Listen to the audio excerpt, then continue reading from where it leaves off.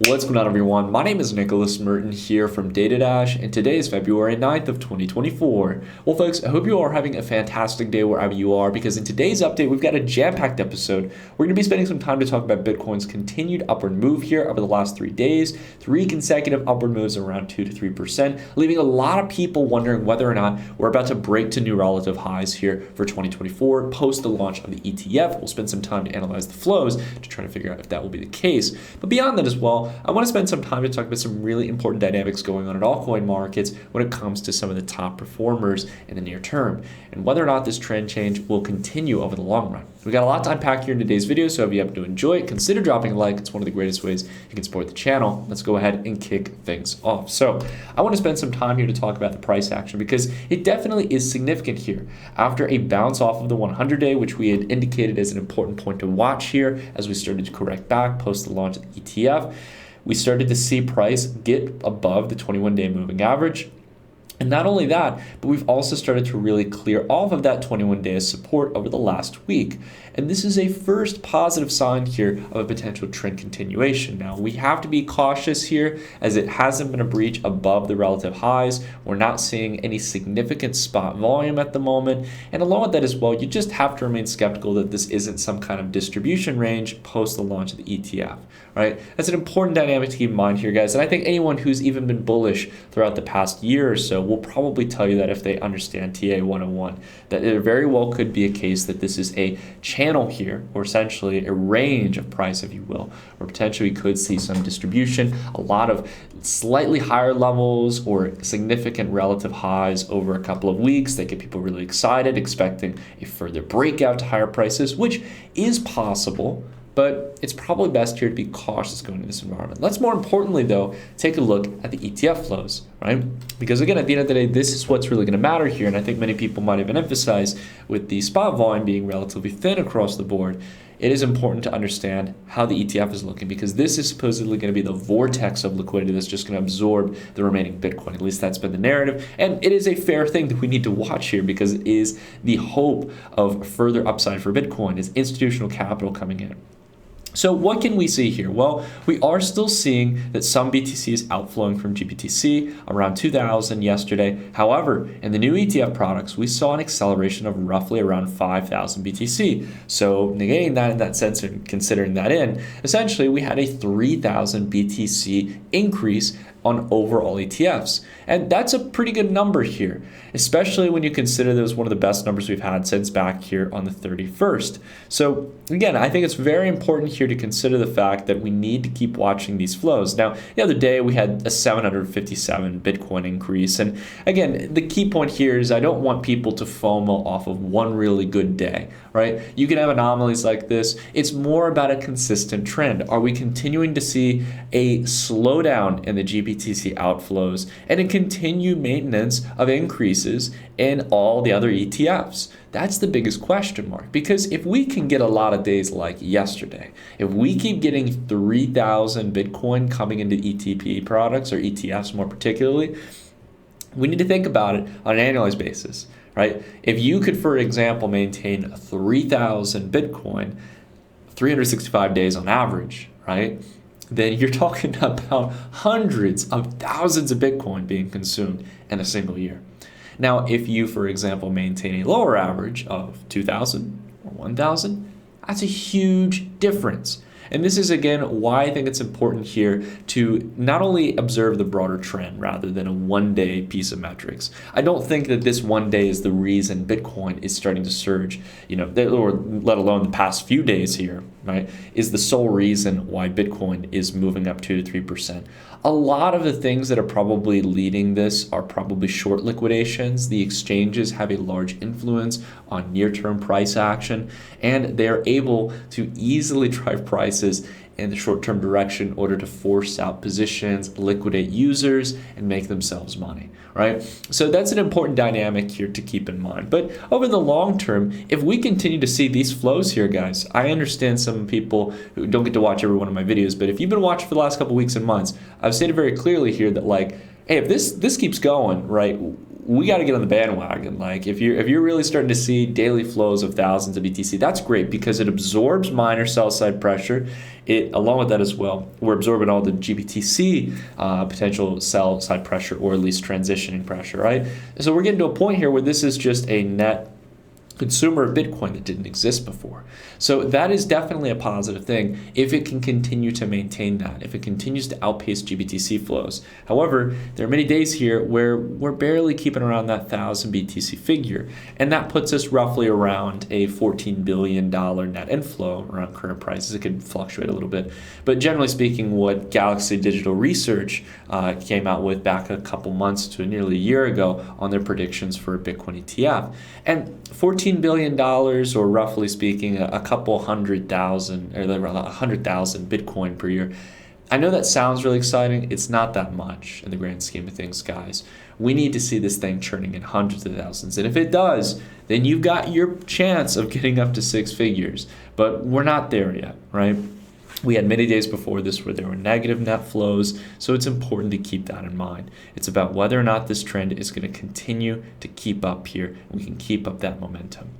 Now, the next thing I wanted to talk about a little bit here is what's really been leading in the altcoin market, guys. One of the plays that you guys know we've talked a lot about, if you look at across the whole range of altcoins here, many altcoins are just barely up single digits over the last 7 days. Some are even in the red. There are a few key plays here that are actually bringing in double-digit returns, and one of them is Stacks here. So you guys know it is up 20% here the last 7 days, and we've been talking extensively about focusing on Bitcoin-related infrastructure. And I think Stacks overall, while I'm not at the point where I'm absolutely FOMOing or seeing at the teeth, so to speak, I think that we're at the point where some of these narratives, if Bitcoin continues, are going to kick off. And it's one of those few plays that I think has that potential to really continue forward. We'll see if that plays out here. I'm not saying you need to FOMO right away into Stacks at these prices. It is coming in here to the Lux Algo resistance band, as you can see here, right as we come into this range. We've got a pretty solid fade on the daily. And this is in territory here where Stacks has not been much throughout its history. So be careful not to go in an immense FOMO here into ranges where price is not really explored until you really have that confirmation that prior resistance ranges are cleared and that you've got the momentum there, you've got the volume, and you've got the supply-demand imbalance when it comes to market order flow that's really going to allow for Stacks to continue climbing higher alongside other altcoins, right? But I think Bitcoin infrastructure is definitely the thing. You guys, it's this easy, safe, risk-reward bet in an environment where ETF flows continue expanding. And I think it's easily one of the plays that could outpace Bitcoin over the next few months. And to be honest, while there are maybe some meme coins or altcoins or one particular cryptocurrency that could go out the wazoo and make a 30, 50x, these are plays that could easily give us that 10x return if the momentum really comes there, if there is that institutional wave, and outpace the performance of Bitcoin over the coming months. Sometimes it's best just to focus on those, lock in profits, pay your taxes when it's due, and then focus on the next multiple opportunity. That's how you can build life-changing wealth. It's not about making 100% return overnight or over-leverage trading. It's about finding those plays where you can get into a position, you know that the chart is there, it's entering into essentially that parabolic phase, and you can just ride the wave. That's the best feeling.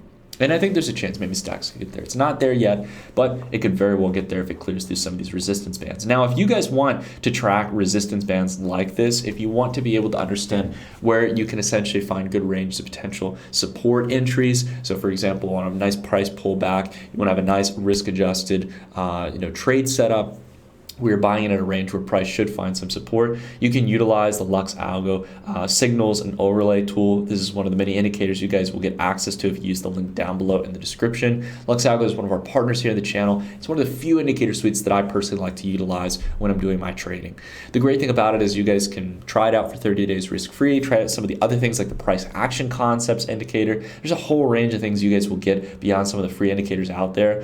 And I think there's some of the more powerful ones that you guys can utilize on the daily or weekly time frame to find some potential valuable entries. There's even a chance here where, for example, as we've seen time and time again, when price for Stacks has come down here into the weekly Lux Algo support band, this has been a really great entry opportunity. So who knows? Maybe if ETF inflows aren't as impressive over the next couple of weeks, and we see Bitcoin cooling back down to the 100-day again or the 200-day, you might get Stacks down here at like say $1. Right now, it's not looking like that, but if we continue to face chop and resistance at this range as we've seen in the past, then it could very well be that we get that first before that rally later on in 2024. Who knows exactly how it's going to play out? But I think, again, using these metrics here can really give us a gauge here. If we're starting to see resistance on the daily time frame, right, this band, and prices start to cool back down again, I'd be turning swiftly back to the weekly time frame and looking for potential entry down there, giving us a much better entry on one of our favorite plays for 2024. So again, this is an interesting thing. If you guys want to check it out, it's down below in the description. I definitely like the Lux Algo Indicator Suite. They're some of the more powerful ones in the space. But I want to bring it back here to observing some other trends in altcoins that I'm focusing on. So obviously we talked about Bitcoin infrastructure, ordinals as well. Just to clarify, I think it's also been a top performer here over the last 7 hours. The last 7 days or last 24 hours. But beyond that as well, there's also a clear trend here that I'm noticing, guys, which is that essentially there are a lot of new tokens hitting the market. In this case, I'm looking up at Dimension. I think I'm pronouncing that right. Again, there's so many crypto projects. I don't even get the time to look through the fundamentals, whatever. To be completely frank with you guys, though, my point here today is that it doesn't really matter about the fundamentals in many ways. In this market, one of the cold realities that I think everyone needs to know about is essentially that there is a game that is played. There are particular plays that get listed on the big exchanges. I'm talking Binance, Bybit, KuCoin, Gate.io, Kraken. You just go down the list here and you see some of the big exchanges. And these tokens get immediate listings across a whole range of tradable exchanges. And they have market makers, they have the right participants on board to make these things just go up and to the right. That's the name of the game sometimes. And the one important thing I want you guys to know about is, we talked about in the last video about ratios and how there can be some great setups in older plays that get oversold and you can trade them in the short term and, not always make a 100, 200% return, but you can at least multiply your position against the other traded asset, right? So it's a great way to understand when maybe that other asset might be overextended, maybe it's time to ride the wave in another particular asset that it's traded against or that you have the ability to circulate into. My main point here, though, above all, is that while there might be those short-term trade setups, guys, you got to focus on plays that are either A, plays that have not had their flagship moment. So I'm not talking about a Solana. I'm not talking about Avalanche. I'm not talking about so many of the existing L1s out there in the space.